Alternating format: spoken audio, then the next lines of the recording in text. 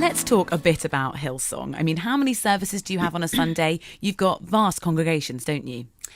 Okay, well, if we look at Australia alone, I think it's something like 67 services across a weekend, from Friday night youth right through to Sunday night. So it's not small. There's a number 67, of campuses. did you say? That's not that's not a 627. 67. 67. I am hearing correctly. You are correctly. You are hearing correctly. And I don't know, something like 29 locations and a bunch of campuses everywhere, up and down, the east coast of Australia. And so, but we've been pastoring that church for more than 30 years. Yeah. So it hasn't happened overnight. Well, I remember when I've been to the service there, I think, as I mentioned earlier, and I remember arriving early and there was a queue outside. Oh. They were queuing to get into church. Isn't that lovely when people are lining up for the house of God? See, that's the best. Absolutely. Hillsong is seen as being quite hip and trendy and does attract a younger generation. Mm-hmm. What can other churches learn from Hillsong? I mean, that is very true. We do have a younger demographic, but we also have lots of lovely older people. And I think just a relevant message, honestly. And I think a message that it just, applies to the broad brush spectrum of society, and that is real and honest and genuine. And also, I think there's a generational bent to what we do. Hillsong has been seen as a bit of a celebrity church. You've had people like Justin Bieber attending.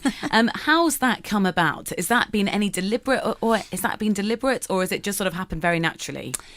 It's not deliberate. I mean, obviously, we just want our doors to be open to anyone. Come as you are, anyone is welcome. But of course, we have churches in New York and LA now, and so people of celebrity have faith also, and are looking for answers and community and what have you. So yeah, a number of people slip in, and we don't make a fanfare about it, but I think sometimes others like to, and so yeah.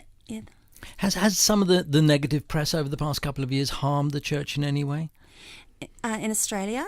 Yeah. Yeah. I don't think it's harmed it because it's flourishing. And, I think there's always going to be a small camp of people who have their own agenda and are negative. And, Australia has a little bit of a thing called the tall poppy syndrome. It's very real, actually. But the church is flourishing. And I think, whenever, we encounter everyday people in the community who are not from our church, who have watched or listened to any of that rubbish, and a lot of it is just absolute rubbish, this is what they say to me, John. They go, hey, don't worry about it. They go, it's the media. Now, there's good media and there's, negative media. Yeah. But they say, listen, we know you guys are doing a good job. Just keep doing what you're doing. Yeah. So ultimately, no. Well, I'm pleased to hear that. Your book, Sisterhood, out very soon? Yes, launching next week here in the UK, right before the Colour Conference, which is lovely. Absolutely brilliant. Why not start your day with Inspirational Breakfast, Monday to Fridays from 7 a.m, only on Premier Christian Radio, where faith comes to life.